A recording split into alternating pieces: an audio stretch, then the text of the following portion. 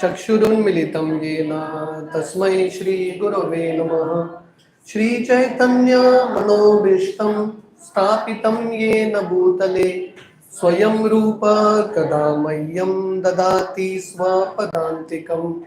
वन्देऽहं श्रीगुरो श्रीयुतः पदकमलं श्रीगुरुन् वैष्णवांश्च श्रीरूपं साग्रजातां सहगणा रघुनाथान्वितं तं सजीवं साद्वैतं सावधूतं परिजनसहितं कृष्णचैतन्यदेवं Shri Radha कृष्णपादान् सहगणा Lalita श्रीविशाखान्वितंश्च।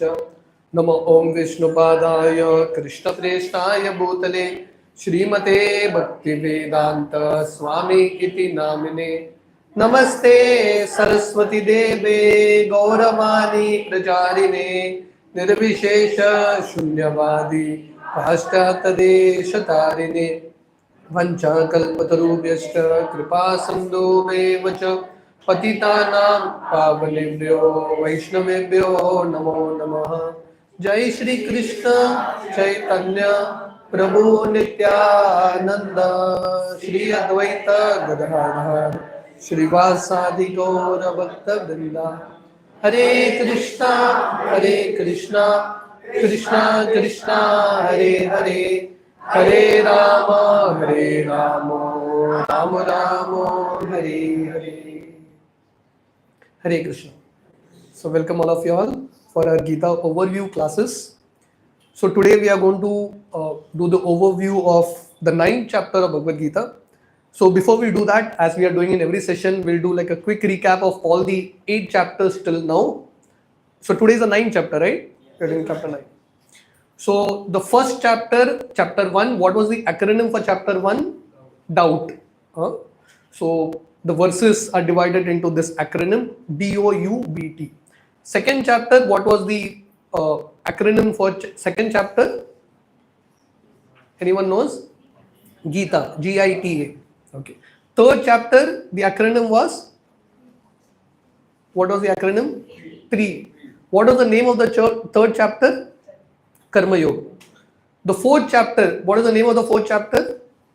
Transcendental knowledge. What is the acronym for the fourth chapter? Years. Right. Chapter 5 again is called Karma Yoga, Action and Krishna Consciousness. Chapter 5, the acronym is Step. Very good. Chapter 6, what is the title for chapter 6? Dhyana Yoga. So chapter 6, for chapter 6, the acronym is Easy. Chapter 7, which is, what is the name of the chapter 7? Knowledge of the Absolute. So what is the acronym for chapter 7? Head.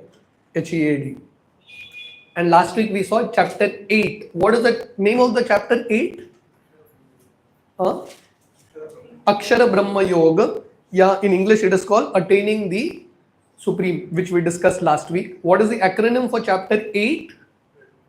Dead. DEAD. Because chapter 8 principally deals with the topic of death.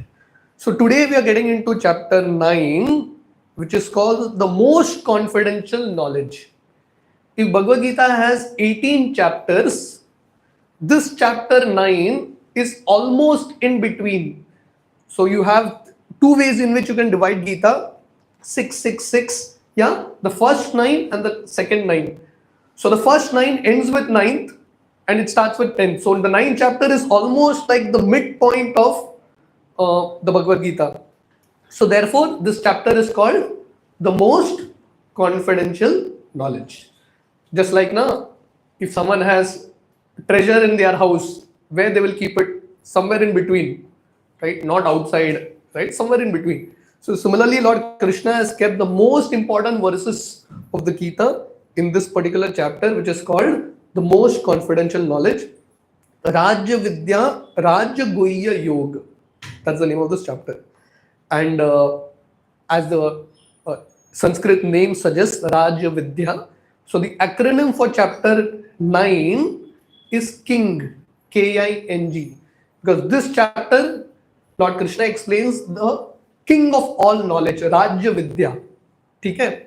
So therefore it's called king. This particular chapter has in total 34 verses. The first three verses, 1 to 3, is the first part of the acronym, which is K, and K stands for knowledge. So we will read the first verse. Shri Bhagavan Uvacha Idam tu te guhyatamam Pravakshami anusuyave Jnanam Vijnanam Sahitam Yajnatva Mokshashe Shubha. So here Lord Krishna is saying, my dear Arjuna, because you are non-envious, I will reveal this knowledge to you, and by this knowledge, Yajnatva Mokshashe Shubha. थोड़ा volume बढ़ाना, ये last 2 points. Hare Krishna. ठीक है. So Lord Krishna is telling Arjuna here, I will give you this knowledge which has knowledge and realizations, and by this kind of knowledge one will get freedom from all misery. Yajnatva mokshashe shubhat. One will experience freedom. So here Lord Krishna is using the word guhyatamam. You know, you have this in English called superlative, right? Like you have confidential, more confidential, most confidential, isn't it? So in Sanskrit, the way it is called is something confidential is called guhya, right? Guhya tara is more confidential, and guhya tamam is the superlative, most confidential. So till now, Lord Krishna has spoken 8 chapters till now, many verses discussed. Everything in Gita is ultimately confidential only. It's something very, very special. But here Lord Krishna is telling Arjuna, my dear Arjuna, please be attentive now, because what I'm going to give you here is something that is most confidential. Again, like top secret. Right? None of us reveal most confidential things to anyone and everyone. Do we reveal it? Right? Bank passwords or whatever. You don't reveal all these things. But Krishna is so merciful. Krishna is revealing the most confidential knowledge to Arjuna, and through Arjuna to all of us. So therefore the word guhyatamam, the most confidential. So this knowledge that Lord Krishna gives in the Gita is actually the most confidential thing. And then Lord Krishna is using the word here, Jnanam Vijnana Sahitam. This knowledge has of confidential aspects, has theory also, and has practicality also. Right? So Jnanam is, Prabhupada translates it as theory, and Vijnanam is the practical part. So the philosophy of Bhagavad Gita is something that we can learn and we can also apply it. So in spiritual life, especially when we come to satsangs, when we hear all these things, it's very important that we learn certain principles and we also learn application of it. Srila Prabhupada would often say, philosophy without practical application is useless. Just learning philosophy, there is no point of it. You have to know how to apply it in your life. So this is what Lord Krishna is explaining here. And then Lord Krishna is using a very important word called anusuyave. Anusuyave means non-envious. Non-envious. So here Lord Krishna, before he opens up the most confidential knowledge, Lord Krishna is telling Arjuna, who can understand this knowledge? Just like now, if you want to give access to your bank account or something like that to someone, you really have to have trust in that person. So for Lord Krishna, what is the qualification that he is looking for? Who can understand the wisdom of Gita? The word is anusuyave, non-envious. Similarly, in the Bhagavatam, the first canto of Bhagavatam, in the initial few verses only, it explains the qualification of one who can understand Bhagavatam. So there also the principle comes of being non-envious. So only when we are non-envious, we can have Krishna in our life, we can understand this knowledge. So this particular picture on the screen is of Dattatreya. Who are the parents of Dattatreya?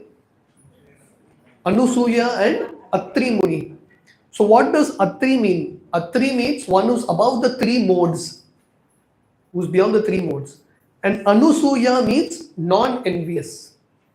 That means, why did Anusuya and Atri Muni give birth to Dattatreya? Dattatreya is the avatar of the Lord. So that means they are saying that if we want Krishna to be born in our life, we need these two combinations. One is we have to be beyond the three modes. We have to be in pure Krishna conscious spiritual mode, and most importantly, we have to be non-envious. Only with this combination we can understand Krishna in our life. So this is a very, very important word. This principle of envy is so much there in the material world. Whenever we see anyone become successful in any field, automatically there is envy. Whenever we see anyone successful, who has a lot of wealth, beauty, anything, the first question that comes to our mind is, why not me? Isn't it? I should be in that position.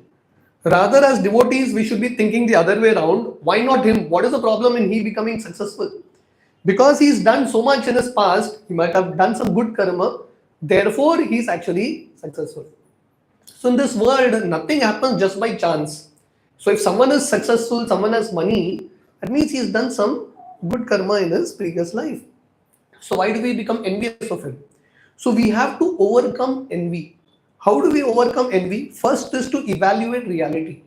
Many times we feel that, if someone is successful, I lose my chance to become successful. We become envious at him. But actually, everyone can become successful. Isn't it? Everyone can become billionaires, trillionaires. Everyone can do that if you want. Why we have to become envious? Just like whenever you go to an ocean, you see so much water in the ocean. You look in the sky is unlimited, the ocean is unlimited, the sand is unlimited. In God's creation, there is no shortage. So when you feel that resources are very, very short, we become very insecure and envious. But you can understand that God's creation is open. So he has become successful. Instead of envying him, we should learn from him. Actually, envy is indirect appreciation. Actually, you are appreciating him, but you don't have the courage to appreciate him directly. You are becoming envious. Rather, appreciate him directly, and he's become successful, fine, right? So in life now, even if you don't become successful, even if you don't make it big, real definition of success is when we celebrate other success, that itself is a success. Becoming successful is not successful. Celebrating other success is actually a success. So we have to evaluate reality, and most importantly, we have to neglect this moods, these emotions of envy that comes, and we have to serve others. The only way we can overcome envy is by the mood of service. So the spiritual world is a world where there is no envy. The Bhagavatam explains, in the spiritual world, when Tulsi comes, Tulsi Mata, if you see a plant of Tulsi, Tulsi externally doesn't look very beautiful compared to the other flower plants. But the Bhagavatam explains, when Tulsi comes in, all the other plants bow down in front of Tulsi. The point is, in the spiritual world, there is no envy. So if we want to enter the spiritual world, we have to practice the mood of the spiritual world here. And mood of the spiritual world is non-enviousness, not competition, but cooperation and service. We have to actually cooperate and serve each other. Srila Prabhupada, during his last days, just before Prabhupada was departing, the only request that Prabhupada had for his disciples is, after I go, please cooperate with each other. Don't become envious and fight, otherwise everything will be lost. So we have to embrace this principle of appreciating and serving each other. And then we have to be very, very vigilant. Vigilant means we have to be very, very alert when this envy comes up. We don't even realize it. So being very conscious is very important. Only when we are conscious, we will understand that this is envy, this is not conducive for bhakti. And we can slowly work on it.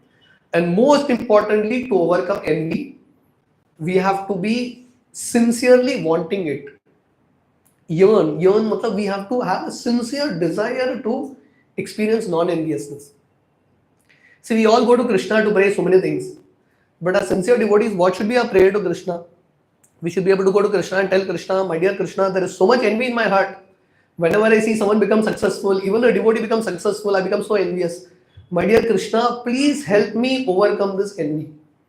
So we have to yearn for it. When we chant Hare Krishna, we are actually sincerely crying out to Krishna very desperately, my dear Krishna, you please help me. Ultimately, all these anarthas, whether it is lust, anger, pride, greed, envy, illusion, none of it we can overcome by our own effort. We have to put effort, but the most important effort is to fall down at Krishna's feet and sincerely cry that, my dear Krishna, I cannot do it. Bhaktivinoda Thakur in a song he explains, Anek jatan hoilo vifala, ekono bharasa tumi.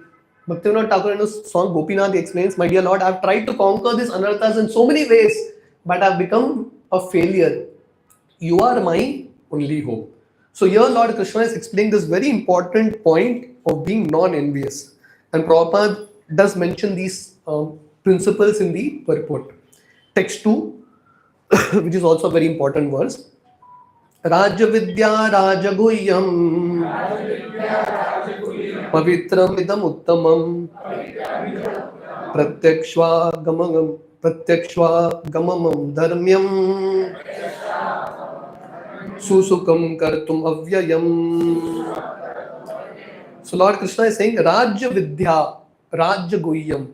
This knowledge that Lord Krishna is giving here in the Gita is the king of all knowledge.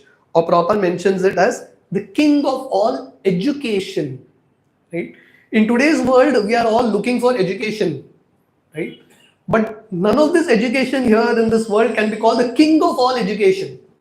The king of all education is Bhagavad Gita. And Prabhupada points out in this world there are so many departments. But the department to teach about Krishna, the department to teach about the Atma, that department is missing. There are so many books. We teach so many things. But the book that teaches about God, about Atma, that is not there. So therefore, Bhagavad Gita and these satsangs that we come here, this is the most important kind of knowledge. This is the king of all knowledge. Prabhupada would often tell that story. No? We generally tell the story of that boatman and this person who came from the west. He gained so much knowledge, but ultimately he knew everything, but he didn't know how to swim. So Prabhupada would tell the story, very simple story. But Prabhupada would make this point that if you know everything in this world, but if you don't know bhakti, then you cannot cross the ocean of birth and death. You'll have to come back again. So therefore, this knowledge is called Raja Vidya. The second reason it's called Raja Vidya is by this kind of knowledge that we gain in Bhagavad Gita, we can actually control our mind and senses. This is the only knowledge that can actually control the mind and senses. And Prabhupada mentions here, if your mind and senses are not under your control, what kind of knowledge you have?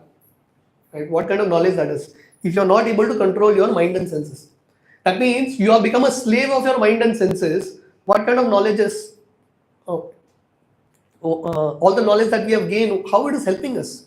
So it's very important that we gain control of the senses. And this knowledge of Gita can actually help us control the senses. And the third reason why it is called Raja Vidya, which Prabhupada also mentions, is this knowledge is actually meant for kings, rajas. Because when a king learns this kind of knowledge, when the king learns Bhagavad Gita and follows Bhagavad Gita, it's very easy for the normal citizens also to follow. Therefore, Lord Krishna wanted Yudhishthir to be the king. It's not that Lord Krishna had some personal problems with Duryodhana. Duryodhana also was a good administrator. Administrator-wise, he was also good. His schemes were also good. But Krishna wanted Yudhishthir because Yudhishthir was a king, but he was a devotee. So Lord Krishna felt that this example will penetrate more deeply in society. So for the kings or for the leaders to understand this knowledge is something that is very important. And Prabhupada would quote this verse very often, especially when Prabhupada was meeting some very important leaders, politicians. Prabhupada would quote this verse. And Prabhupada would encourage them that please take up Krishna consciousness. If you do that, so many others can benefit. And then Lord Krishna is saying here, Raja Guhyam. Raja Guhyam means most confidential. Just like you have a honey bottle, no?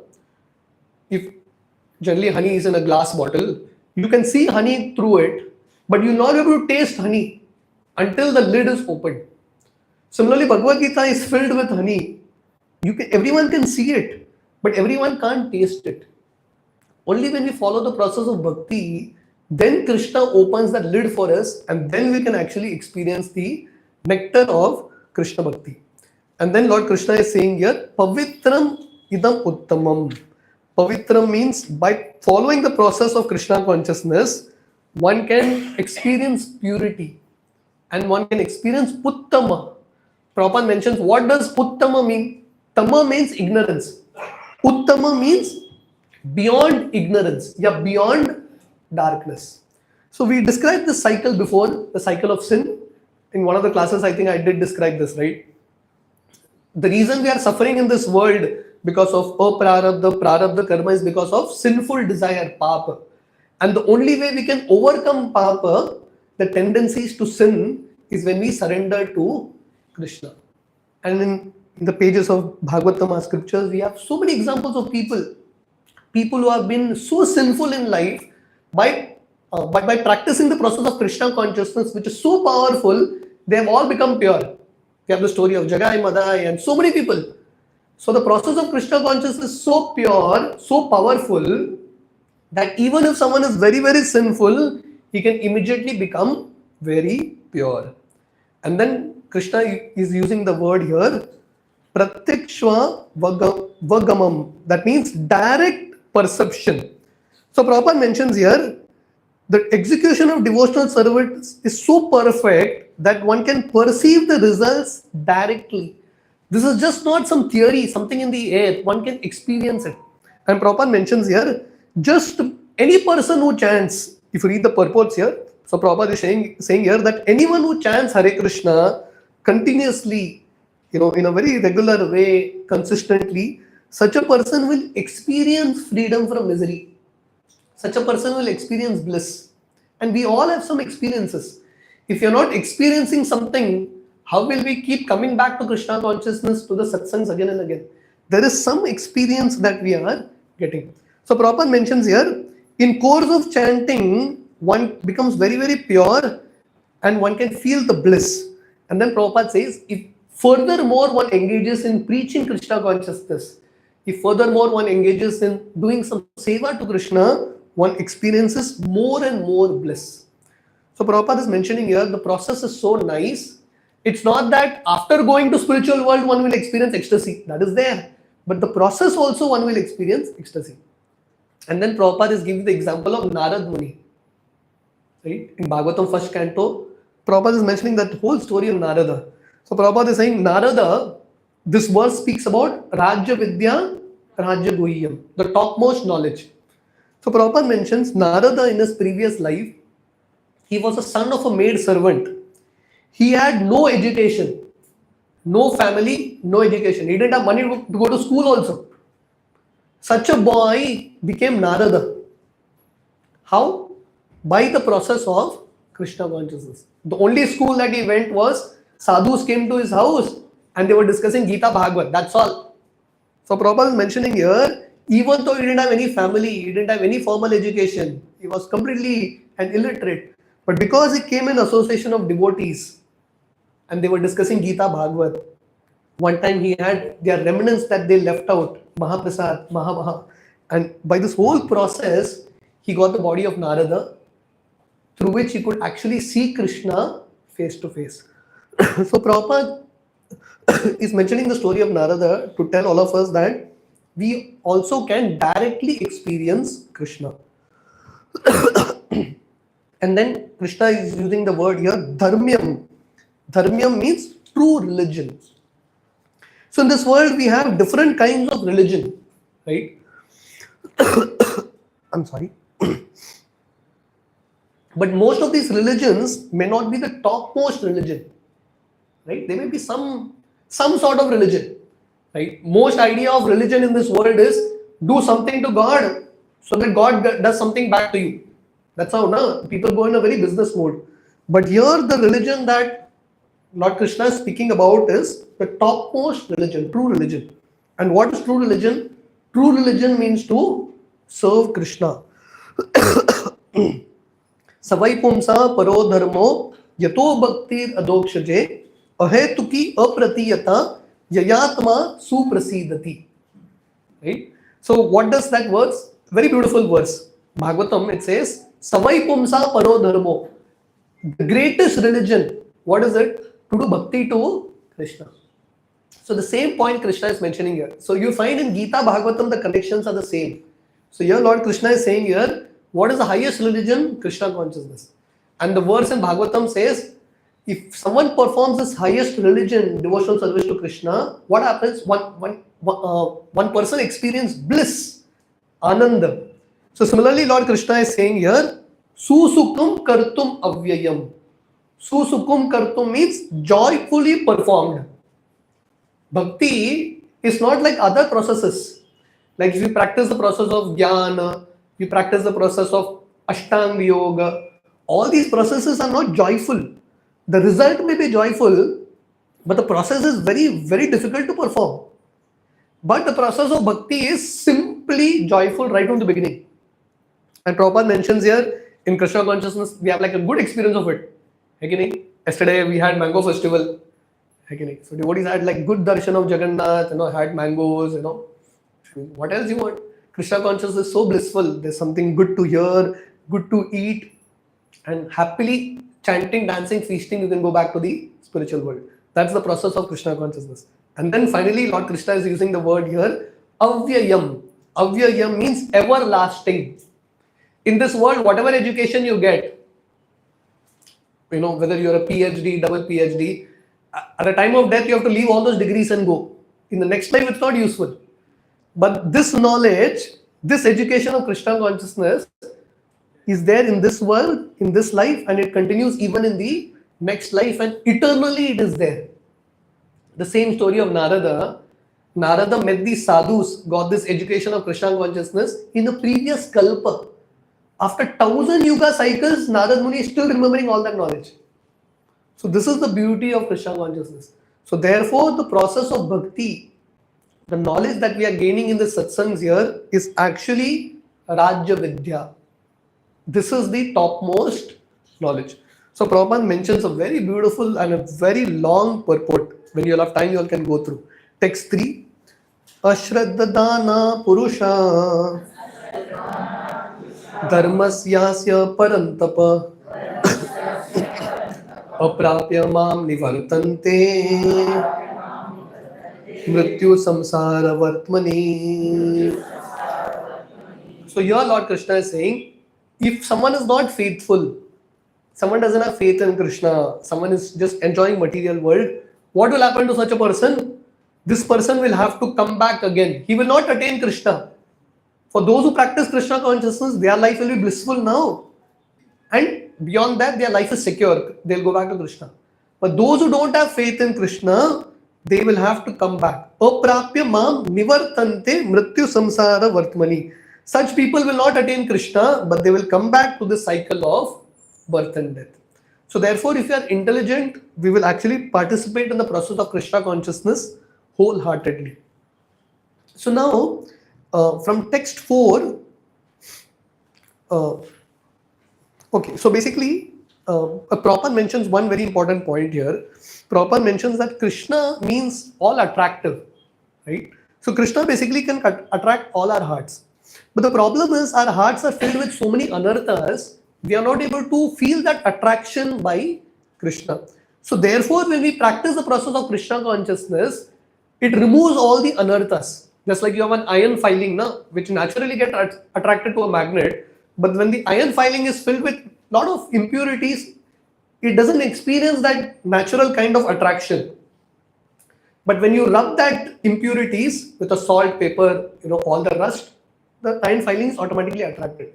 So similarly, all of us have a natural love for Krishna, but we are not able to experience it. Why? Because we have a lot of anarthas in our heart. But when we practice the process of Krishna consciousness, all these anarthas gradually go away and we can experience that attraction. So Prabhupada mentions here in these purports the 9 stages of reaching perfection, which Narad Muni went through, which all of us will go through. The first is faith, Adho Shraddha. Therefore, Krishna in this verse is using the word Shraddha, Ashraddha Dhana Purusha. So if we have faith, Adau Shraddha, then the next principle, these are the 9 steps till we reach perfection. Adau Shraddha, then Sadhu Sangha, you come in association of devotees with little faith, and then you experience Bhajana Kriya. So when you come in satsangs, we are encouraged to chant Hare Krishna, to read Gita, Bhagavad, to worship Krishna, to offer bhoga to Krishna. So when we do this third process, Bhajana Kriya, then our faith becomes more stronger. Our anarthas go away. Bhajana Kriya and anartha nivritti. Then one becomes very, very strong in faith, nishtha. Then one develops taste, ruchi in Krishna consciousness. And then one becomes attached to Krishna, one experiences emotions for Krishna bhav, and then finally prem. So we all have that love within us. Nitya Siddha Krishna Prema Sadhya Kabunoi Shravanadya Shuddha Chittai Kariya Yudai. Chaitanya Charitamrita explains we all have that love for Krishna within our heart, but it's all covered up. But when we experience the process of Krishna consciousness, all the anarthas will go away and gradually prem, love for Krishna will develop. Now, so this is the first section where Lord Krishna explains about the topmost knowledge. Now, section 2, which is I of the acronym, inconceivable. Verse number 4 to 10, Lord Krishna explains that to understand Krishna properly is in one sense actually not possible. Even though we try to understand Krishna, but Krishna is inconceivable. Achintya. What does inconceivable mean? Something that you cannot understand, comprehend fully. In the Bhagavatam, 10th canto, 14th chapter, Brahmaji is offering prayers to Krishna.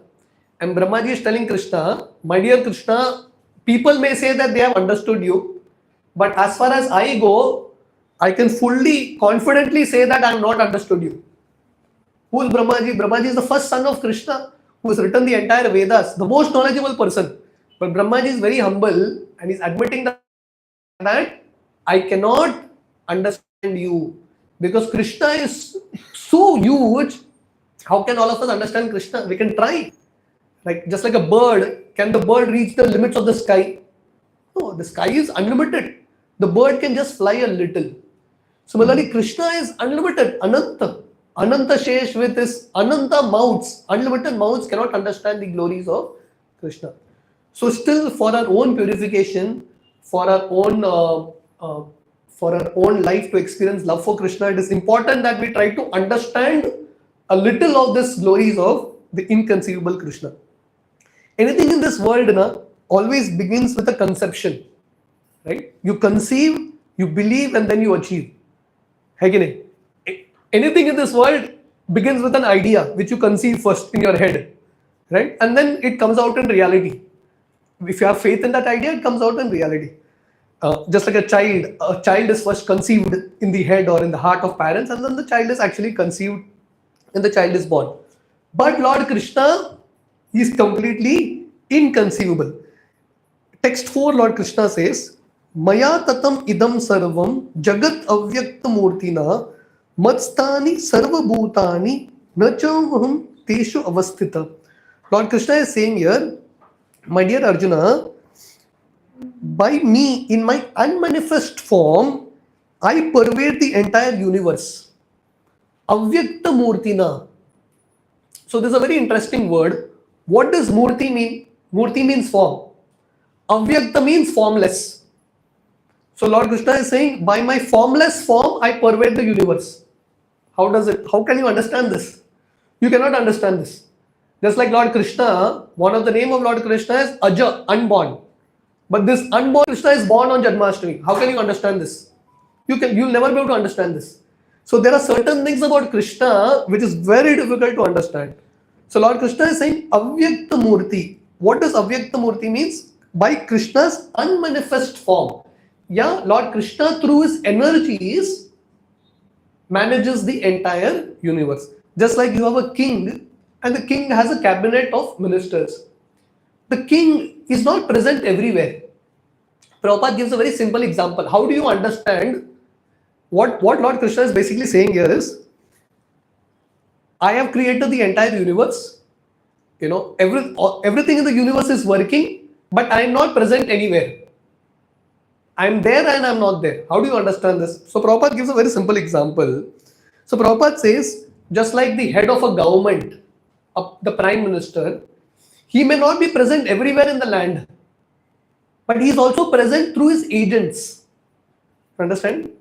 Or you may have like a very rich person like Mukesh Ambani, you may have like unlimited companies. He's not physically present everywhere, but he has an idea of what is happening everywhere because he has his people everywhere. Getting the point? So similarly, Krishna means Krishna and his energies. Shakti means Shaktiman and Shakti together. You cannot have one without the other. Can you have sun without sun rays? If someone is asking us this question, which came first? Sun came first or sun rays came first? What do you all think? Both came together. You cannot have one without the other. Right? Just like you have fire. Fire, heat and light. Energies of fire are heat and light. So can you have fire without heat and light? It's there together. So therefore in our understanding it is Radha Krishna.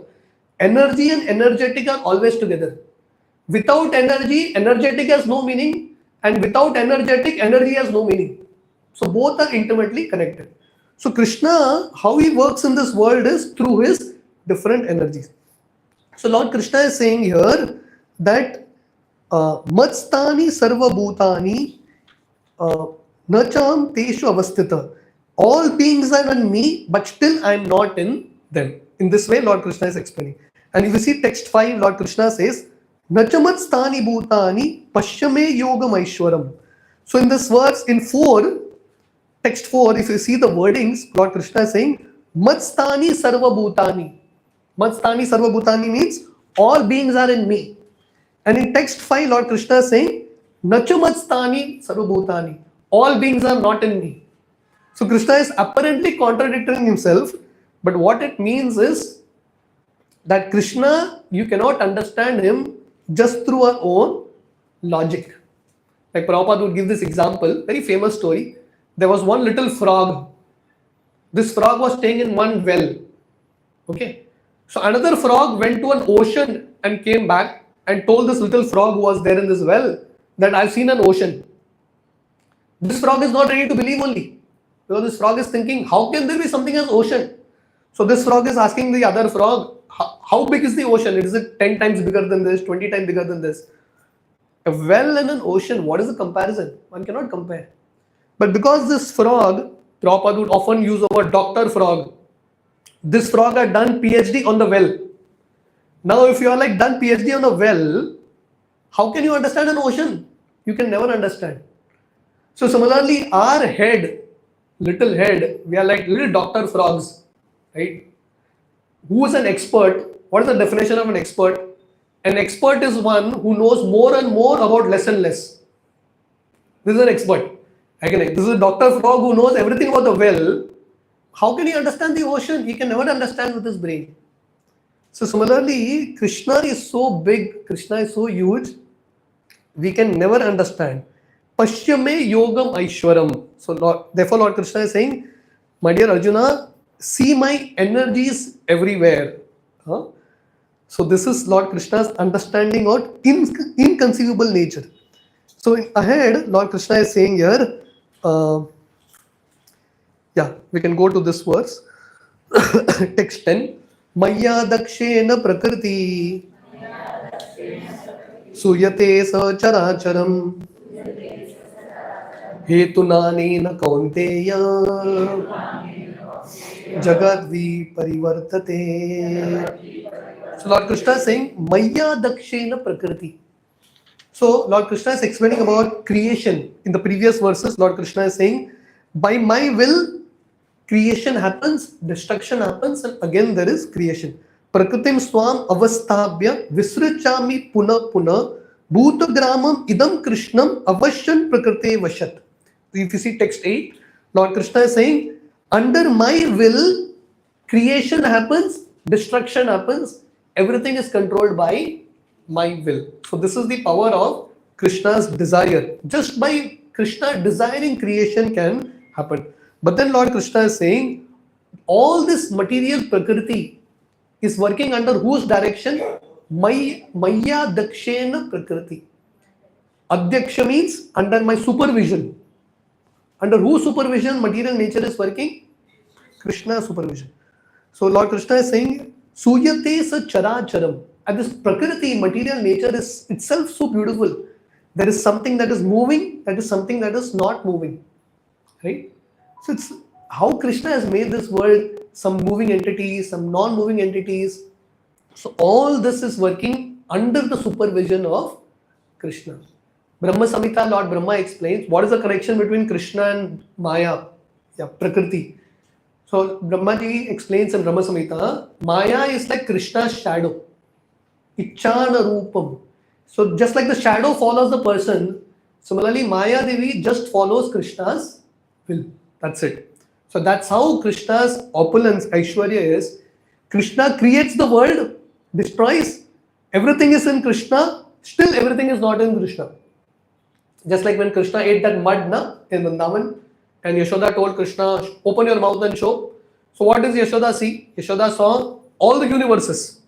Now, how will you explain this? How can a scientist explain this? Krishna is in one universe. Okay? Krishna is in one universe. And that universe is in Krishna also. So what is correct? Is Krishna in the universe or the universe is in Krishna? Everything is correct. So Yashoda couldn't understand this. Yashoda fell unconscious. So Krishna's inconceivable nature, we cannot understand Krishna fully. And the next section, 11 to 25, Lord Krishna explains the different kinds of non-worshippers, those who are not devotees. What are the different categories? Text 11 is a very important verse. Avajananti mamuda manushim tanumashrita param bhavam ajananto mama bhuta maheshwaram. So those who are devotees, they understand Krishna's inconceivable nature, and like Yashoda, they surrender to Krishna. But those who are non-devotees, avajananti mudha manushim tanumashrita. Those who are fools, non-devotees, materialistic people, talked of frogs, they'll criticize Krishna. They think they're very intelligent, but they will criticize Krishna. How they will criticize Krishna? They will say that Krishna, he is also an ordinary person. He is also like a human being like you and me. So people feel that I eat, Krishna also eats. I sleep, Krishna also sleeps. I have a family, Krishna also has a family. I also drive my friend, Krishna also drives his friend. So people's conclusion is either I and Krishna are same, they bring their position to Krishna's position, or they bring down Krishna's position to their level. Or they feel that God is formless. We were discussing this, no? God is formless, Nirakar, Nirvishesh. Now temporarily he has taken a material form, illusory form. So such people are called Mayavadis. So therefore, such people are actually called fools. Avajananti ma mudha. So Krishna is using the word foolish. Who are foolish? Those who criticize Krishna, those who are envious of Krishna, those who are non-devotees, such people are actually foolish. So if we are intelligent, we will see Krishna's energy is working everywhere. We will see that nothing in this world can work without Krishna, and we will become a devotee of Krishna. But if you are foolish, we will only criticize Krishna and find faults in him. So this is the problem in most people in this world, and even the most educated people. Just like you have this Dr. Frog was very proud of his well, but he was actually foolish. Similarly, you have people who are very, very intelligent in this world, but they're actually foolish because they don't know who Krishna is. Okay. So what is the result of disrespecting Krishna? Lord Krishna explains in the next verse. Mogasha moga karmano moga jnana vichetasa rakshasim asuram chaiva prakritim mohinim shrita. Those who are thus bewildered are attracted by demonic and atheistic views. In that deluded condition, their hopes for liberation, culture of knowledge, everything is defeated. So such people who are proud for nothing, right? We come empty-handed, go empty-handed, but we are so proud of the things in this world, our achievements, this, that, and we criticize Krishna. Such people, mogasha moga karmanu. For such people, there is no hope for them. right? Their endeavors in every way will prove futile only. So this is the result of disrespecting Krishna and result of disrespecting great devotees of Krishna.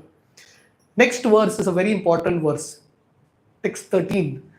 So in 11 and 12, Lord Krishna has explained the foolish people in this world who criticize Krishna. But opposite is the great souls. In Sanskrit, you have two words, Mahatma and Duratma. Duratma is the most fallen guy, the most useless guy. And they are the people who criticize Krishna, who are very proud of their knowledge, very proud of their success, like that. And who is a great soul, a Mahatma? Lord Krishna defines a Mahatma in text 13. Mahatma nastu mam partha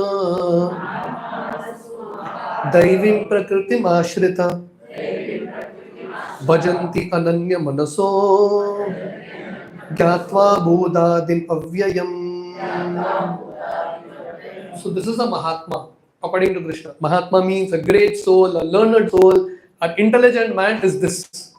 This is Krishna's definition of who a successful person is, who is a great person. Mahatmanastu mam partha daivim prakritim ashrita. Daivim prakriti means one who's taken shelter of Krishna's internal energy or Bhakti Devi. One who's embraced the process of Bhakti, such a person is a Mahatma. One who's not taken to Bhakti, one who's under Maya Devi, such a person is a Duratma. Ultimately, we have to take shelter of Maya or Radharani. Take shelter of Bhakti or Krishna's external energy. So if you are intelligent, we will become a Mahatma and slowly take shelter of Krishna's internal energy. Bhajanti ananya manaso. Such a Mahatma, what he does bhajan to Krishna, but how? Ananya manaso. What does ananya manaso means? Without deviation. Ananya. Anya means others. Ananya means nothing else. His mind is fixed only on Krishna. And such a person, gyatva bhudadim avyayam. One understands Krishna slowly. So here Lord Krishna defines a Mahatma. Who is a Mahatma? One who is taking shelter of Krishna's internal energy. Text 14, Lord Krishna explains the activities of a Mahatma. Satatam kirtayanto mam yatantascha dridavrata namasyantascha mam bhaktya nitya yukta upasate. Beautiful verse. So the 9th chapter are some of the most beautiful verses. So Lord Krishna is defining the activities of a Mahatma. So Prabhupada mentions here, first line only. Prabhupada is saying, Mahatma cannot be manufactured by rubber stamping anyone as Mahatma. You cannot say so and so as Mahatma. No. Does he fit into the definition of Mahatma? You may call him Mahatma, but is his activities Mahatma's activities? What are the activities of a Mahatma? The activities of a Mahatma is Satatam Kirtayantoma. Is this Mahatma continuously chanting Hare Krishna? If not, not a Mahatma. Not a Mahatma. Mahatma matlab Satatam Kirtayantoma. He should be continuously chanting Hare Krishna. Continuously chanting his glories. Not chanting about himself, but chanting about Krishna. In this world, we are so engrossed in increasing our name and fame, we have forgotten Krishna's name and fame, right? We were yesterday in our Mango Festival, we were discussing the story of Madhavendra Puri. You see, in this world, everyone who wants name and fame now, people who are running after name and fame in this world, they don't get name and fame. But the pure devotees of the Lord, who are very humble, who don't want name and fame, they are the ones who get. In Chaitanya Charitamrita, we have the story of Madhavendra Puri. Madhavendra Puri was a great acharya in our line. He goes to a place called Remuna. He has darshan of Gopinath ji. And this deity of Krishna actually steals kheer for Madhavendra Puri. So Madhavendra Puri, when he got this kheer, he ate the kheer, but he was thinking that if I stay in Remuna, my name and fame will increase. People will come and glorify me. He left Remuna and comes to Jagannath Puri because he didn't want name and fame. He was very humble. But the name and fame reached there also. So the point is, who is actually famous in this world? One is a devotee of Krishna. You see in this world, whom do we remember after 1,000 years, 2,000 years, 3,000 years? We will not remember any politician. No one will remember them. You will not remember any rich guy. You will only remember pure devotees. Hanumanji was there in Treta Yuga. Treta Yuga is still remembered now. You remember Tukaram Maharaj. You remember all these people. Even hundreds of years later, they are still worshipped because they are actually Mahatmas. Satatam kirtayanto mam yatantascha drida vrata. Yatantascha means those who endeavor, fully endeavoring. Prabhupada mentions here. So to become a Mahatma, matlab, you have to work hard on the process. You have to keep endeavoring. Drida vrata. Drida vrata means determined. You have to be determined. And Prabhupada explains what is determination. Like on Ekadashis you fast. On a certain tithi you fast. Right? There are certain rules and regulations. We are very determined to follow what is right. Namashyantascha mam bhaktya. Such Mahatmas always bow down before Krishna. We saw Duratmas, they are so proud, they don't bow down before anyone. But a Mahatma always is humble and bows down. Nitya yukta upasate. Such a person is always worshipping Krishna. So in this verse, 2 times, satatam. What does satatam means? Always. What does nitya means? Always. So such a devotee, a Mahatma, is always worshipping Krishna. Not sometimes. Always worshipping. Addicted to Krishna. Such a person is called a Mahatma. And then in text 15, Lord Krishna explains, Jnana yagyena chapi anye yajanto mam upasate ekatvena pratatvena bahuda vishvato mukam. So basically this section we are discussing indirect worshippers. Correct, na?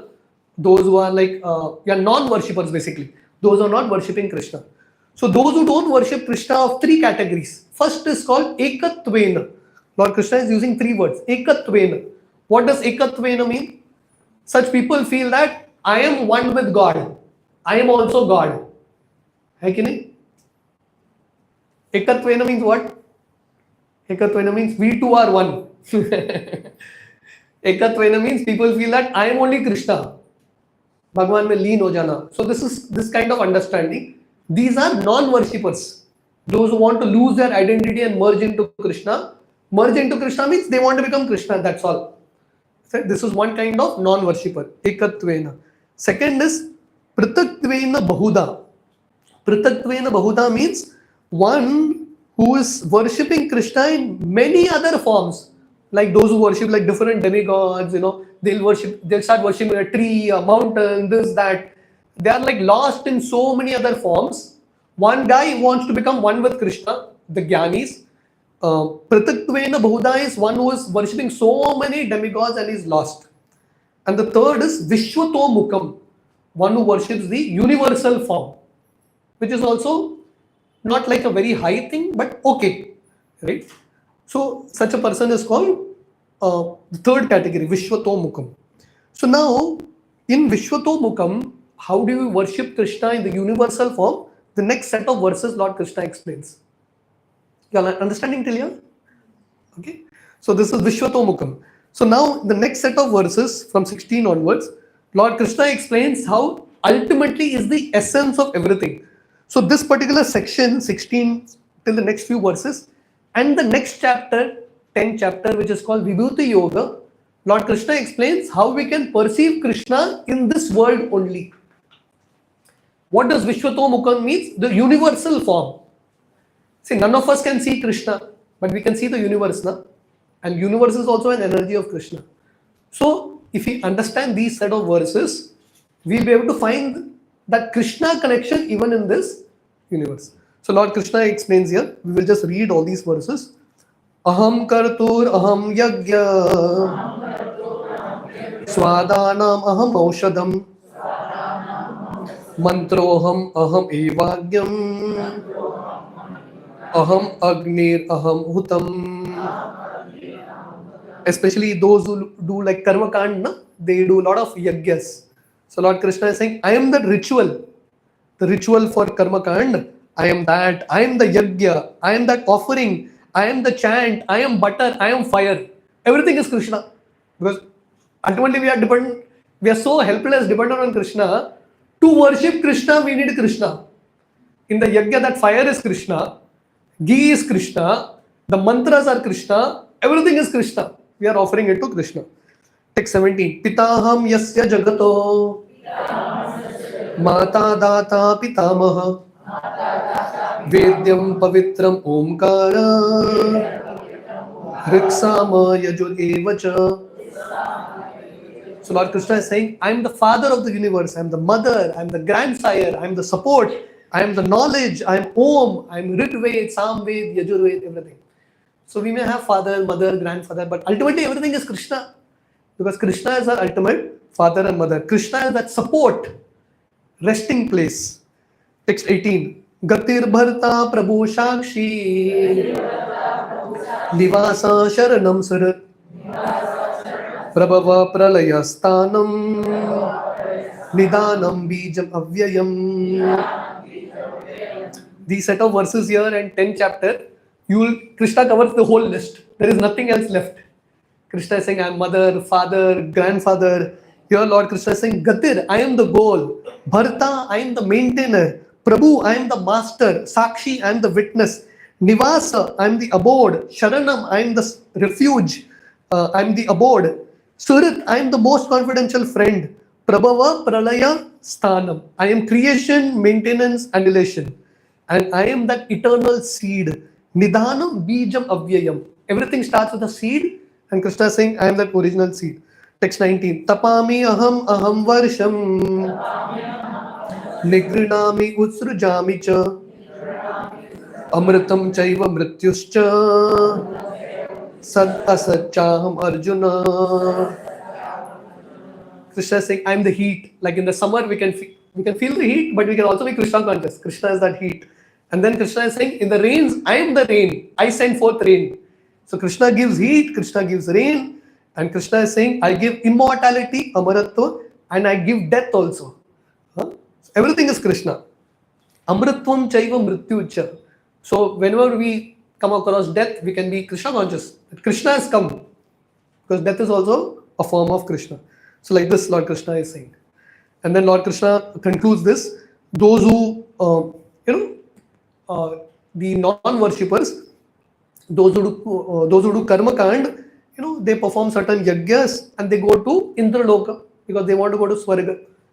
They gain a lot of pious activities and go to Swarga. But the problem there is, text 21, Tetam bhuktva swarga lokam vishalam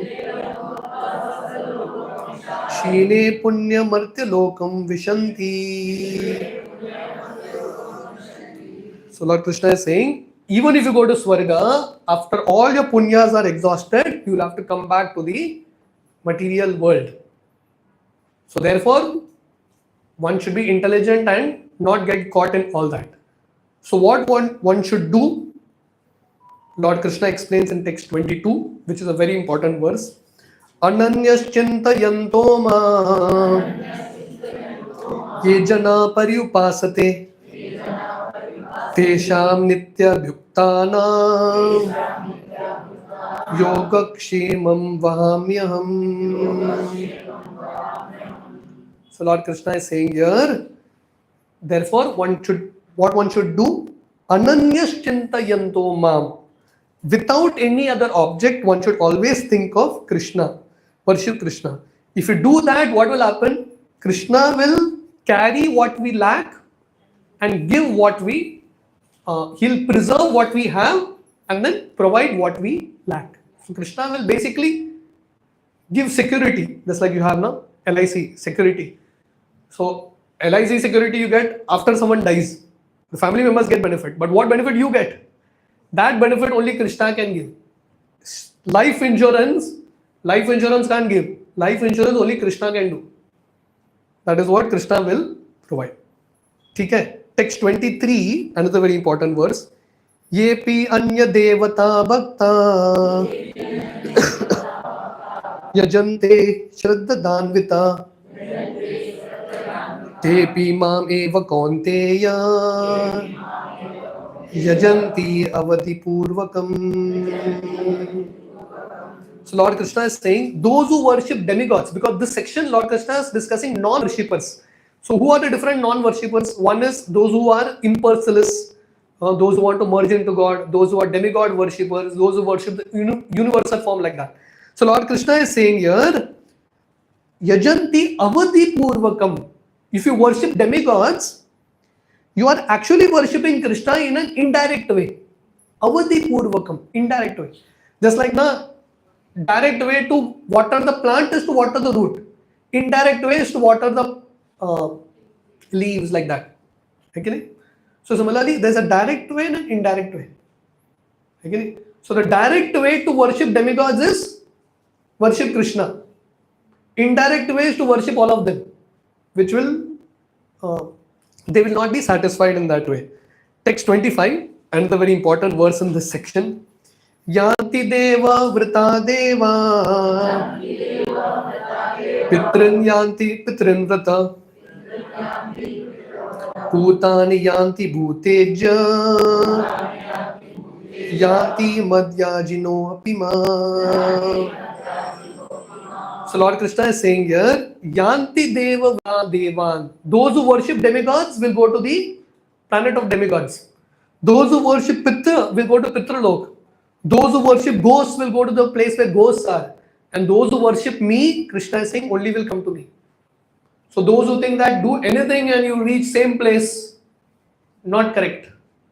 Depending on what you do, whom you worship and what process you follow, you will reach there only.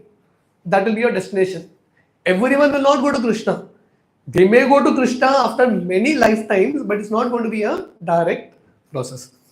So now this verse, which we had just discussed, we'll spend some time on it. Text 22. Ananyas chintayanto mam. So Ananya means no one else. So Krishna is saying, such a devotee who worships only him, Nitya yukta upasat, ye jana paryupasate, Tesham nitya abhyuktana yoga kshema vahameho. So here in these set of verses, Lord Krishna is coming to the aspect of bhakti.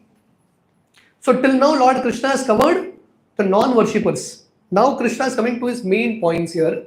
The devotees of Krishna, those who worship Krishna exclusively. Ananya means without anyone else. Those who worship Krishna, Krishna will carry what they have, and what is missing, Krishna will add on. Right? That's what Lord Krishna will do. And there are many examples in our scriptures. Right? So devotees who have something, Krishna carries that bhakti throughout, and what is missing in their life, Krishna actually comes and gives. So this is the beauty of the process of bhakti. Text 25. So now, basically, the last set of verses, 26 to 34 is G of the acronym, which is the last section, the glories of bhakti. Text 26. Patram pushpam phalam toyam yome bhaktya prayachati tadaham bhakti uparatam ashnami prayatatmana. So Lord Krishna is saying, anyone who offers a leaf, a flower, a fruit, or water with love and devotion, I actually accept it. So Lord Krishna is so simple that performing bhakti is not something like, it's not like a rocket science that you have to actually learn. Very simple. Anyone can do it. Even a child can do it. Just offer a leaf to Krishna, just offer a flower to Krishna. If nothing, offer a water to Krishna. So Prabhupada mentions that no one can say that I'm so poor, I have nothing to offer Krishna. Krishna has only given all these things. None of these things can be created by us. Krishna has given it. You offer it to Krishna, benefit you will get. But only thing, it has to be offered with love and devotion. So Patram basically means a leaf. And here the leaf actually means Tulsi leaf. So Tulsi leaf is so powerful that even, thoda bahut in your cooking, if there's some mistakes, the consciousness is not right, just by adding the Tulsi, Krishna forgets everything else. Krishna is so much in love with Tulsi Devi, because Tulsi is also a form of Srimati Radharani. So this one story is here that happens in Dwarka. One time Narad Muni does so much bhakti to Krishna. Krishna says, Narada, I am ready to do anything for you. So Narad Muni tells Krishna, you come with me. So Krishna actually leaves Dwarka and goes with Narad Muni. And all the queens of Krishna are thinking, Arey, now Narad has taken our husband. What we will do? So they come and tell Narada, please leave our husband back, keep Krishna back. So Narad says, okay, one condition. Krishna will sit on one scale, one part, and the other end, because you all are all in Dwarka, you all have a lot of gold, you all offer gold to me, because I also want money.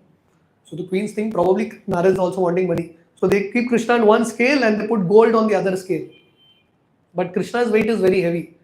And finally, Satyabhama comes, she removes all that gold and puts tulsi leaf.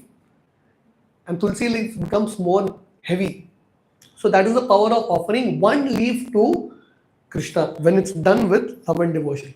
And phalam is a fruit, right?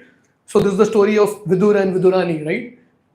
When Krishna goes as a Shanti Doot to Hastinapur, Duryodhana offered a huge feast, but Krishna was not interested in that because there was no smell of bhakti in it. Ultimately, when we offer something to Krishna, what is Krishna tasting? Bhakti only. Krishna is not interested in the ingredients. He is tasting the element of bhakti. Duryodhana didn't have any bhakti, so Krishna didn't even go there. But Vidurani, the wife of Vidurji, she was so enamored looking at the beauty of Krishna, she started to peel the bananas, throw the banana and give the skin to Krishna. And Krishna was happily eating that skin of bananas because there was bhakti in it. And yeah, so basically that was for Pushpam is also there. Phalam, we have the other story of Krishna when he was in Vrindavan. This fruit seller comes to Krishna and she just gives Krishna all her fruits and Krishna fills her basket with so much jewels, right? And then you have flower. Flower, we generally have the story of Gajendra, no? Gajendra offered that flower to Krishna and Gajendra got liberated. So anything you offer a little to Krishna, Krishna is so touched. A water to Krishna, if you do Abhishek to Krishna, Krishna is conquered by all these elements. When Sudama ji, he goes to Dwarka to offer that poha to Krishna, Krishna was thinking, Sudama was first thinking, how can I give this poha to Krishna? Krishna is so rich here in Dwarka. Sudama was feeling very ashamed. How can he give this poha to Krishna? That was his mood. This poha is insignificant for Krishna. That was what Sudama was thinking. Krishna was thinking, after eating the poha, Sudama has given me so much. What Sudama gave? Poha. Krishna is thinking, Sudama has given me so much, I don't have anything to give him. My wealth is insignificant for Sudama. Think about this. Sudama is thinking this poha is insignificant for Krishna. Krishna is so grateful for this poha. He's thinking that what Sudama has given me, that bhakti that he has given me in that poha, the wealth of Dwaraka is insignificant for him. Even if I give him this whole thing, it is still less. So Krishna is so conquered by anything that is offered with love and devotion. So therefore in this verse, bhakti is mentioned twice to stress the point that bhakti is the most important element. And bhakti is a very, very simple process, not at all complicated. Anyone and everyone can do it. And then the next verse is also a very important verse. Yat karoshi yadasnasi yat juhosi dadasi yat tapasyasya kaunteya tat kurushvamadarpanam. So this is the principle of karma yoga. Whatever you eat, whatever you do, whatever you offer, whatever austerities we perform, Krishna is saying, do that as an offering to me. We eat, we work, we do everything. So in everything we have to use it as an offering to Krishna. That's it. We have to Krishnaize everything.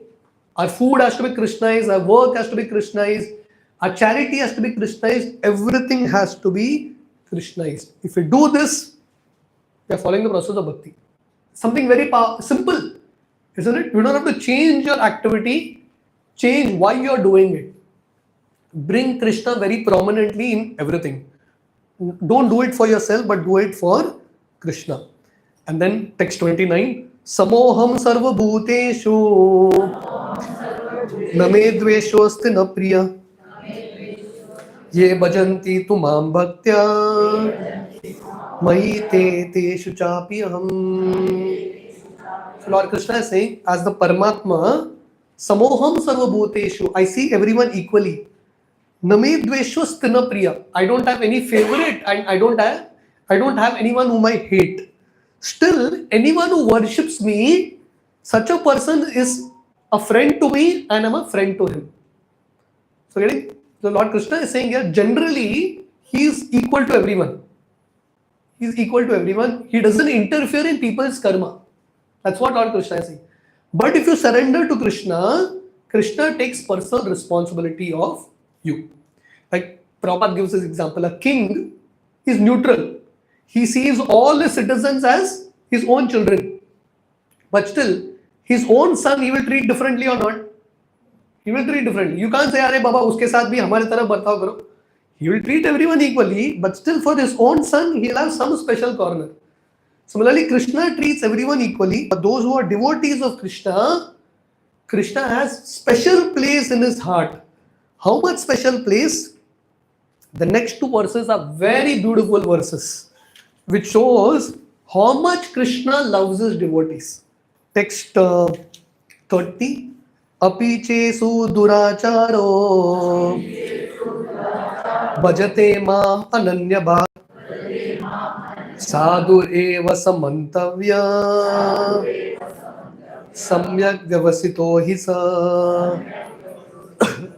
Lord Krishna says, if my devotee is so special, even if my devotee commits the most sinful activity, api chesu duracharo, by mistake, accidentally, even if he commits the most sinful activity, but still, because he is taking shelter of the process of bhakti, sadhu eva samantavya, one should still consider him to be a sadhu. One should not criticize such a devotee. Just like a moon have spots, black spots, but still the moon is beautiful. Still the moon is considered to be the most beautiful. Because the spots are there, but the overall beauty of the moon is so much the spots are not seen. Similarly, a devotee may have one or two faults. He may slip, there may be some mistakes, but still a devotee should be considered saintly. Sadhu reva samantavya samyak vyavasito hisa. Because he is taken shelter of the right path. Therefore, in the beginning we saw Pavitram idam uttamam. The process of Krishna consciousness is so powerful, even if there are some traces of sin, it will all get destroyed. The process is very, very powerful. And in the next verse, Lord Krishna is saying, Shipram bhavati dharmatma shashvat dharmam nigacchati shashvat shantim nigacchati kaunteya pratijanihi name bhakta pranashyati. So Lord Krishna is saying, even if such a devotee commits some mistakes, don't worry. Shipram bhavati dharmatma. He will very soon become a dharmatma again, become a mahatma again. That small fall down is not to be counted. Right? He will become a dharmatma again. Shashvat shantim nigacchati. He will experience great bliss. Why? Because it is Lord Krishna's promise. Name bhakta pranashyati. My dear Arjuna, kaunteya pratijanihi. My dear Arjuna, you declare it boldly. Lord Krishna is saying, Bindas, you declare it boldly that my devotee will not perish. Lord Krishna is not saying here, Name jnana pranashyati, jnani pranashyati, name yogi pranashyati. They may perish, but a devotee will never perish. The process of bhakti is so powerful. Even if there is some mistakes, some fall down, Krishna will take responsibility. Because Krishna is so grateful. Therefore that verse, Patram Pushpam Phalam Toyam. Even if you have offered one flower, one fruit to Krishna, and if you fall down later, if you don't perfect the process of Krishna consciousness, Krishna will remember that. This person offered one fruit to me, one mango to me on Mango Festival 2025. Krishna will say, okay, no problem. We may not know. Like, for us, all mangoes look similar, na? Yesterday, I don't know how many, there were like 400, 500 mangoes. All mangoes look similar. But for Krishna, Krishna knows this mango, this devotee has given. This mango, this devotee has given. Krishna knows it. For us, everything may look similar. Like thousands of people may offer flowers to Krishna. Will you know, after you offer a flower to Krishna, if thousands of people have offered, will you know which flower is yours? But Krishna will know. Krishna knows whose flowers it is. And Krishna will definitely come to that devotee's rescue. So therefore, Lord Krishna is saying here, text 33, text 32. Mam hi partha vyapashritya yepi syu papayonaya striyo vaishya tata shudras tepi yanti param gatim. So Lord Krishna is saying, really doesn't matter what your qualification is, whether one is a woman, Shudra, whatever it is, really doesn't matter.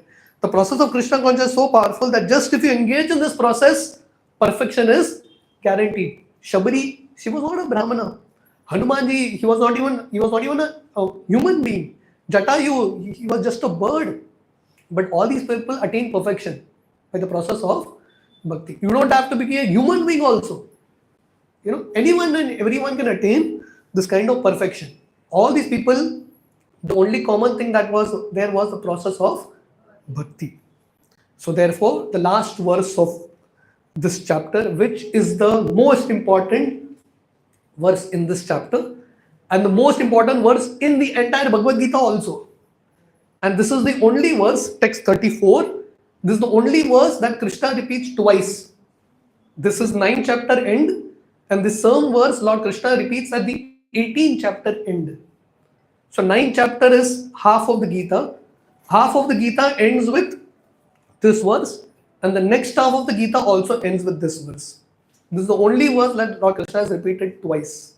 So this 34, like I told you in the beginning, 18 chapters. So the midpoint is between 9 and 10. That is the midpoint. So this verse is exactly in between the Bhagavad Gita. The most confidential knowledge, this chapter is called. And this verse is the most confidential verse in this full chapter, in the full Bhagavad Gita. What is this verse? Manmana bhava madbhakto madhyaji mam namaskuru mamevasya yuktaivam atmanam matparayana. Simple. Bhakti is simple for the simple, not at all complicated. Man mana, anyone can understand this. You don't need like a Sanskrit PhD to understand any of this. Man mana, what does man mana mean? Krishna is saying, think of me. Simple. Engage your mind always in me. Man mana. Bhava mat bhakto. Bhava means become. Bhava, what we have to become? Mat bhakto. We have to become a devotee of Krishna. So Lord Krishna is saying, engage your mind in always thinking of me. Become my devotee. Bhava mad bhakto. Then mad yaji. Yaji means to worship. Worship me. Mam namaskuru. Offer obeisance to me. 4 things. Simple. That's it. Nothing difficult. First is think of Krishna. Or else think of Krishna means at least starting with chanting Hare Krishna. Right? Think of Krishna means chant Hare Krishna. Think of Krishna. Second is become a devotee of Krishna. Third is worship Krishna and offer obeisances to Krishna. And in this way, Lord Krishna is saying, you will surely come to me. This is Lord Krishna's promise. Mam evasi yuktaivam atmanam mat parayana. So Lord Krishna is promising here that if you follow this, at the end, one will definitely, without doubt, achieve Krishna. This is the simple message that Lord Krishna is giving through the Bhagavad Gita to all of us. It's not at all difficult. Very, very simple. Just worship Krishna, surrender to Krishna, become a devotee of Krishna, chant Hare Krishna, that's it. If you do this, then we are actually understood the most confidential knowledge of Bhagavad Gita. Thank you very much. Hare Krishna. Anyone has any questions, any comments?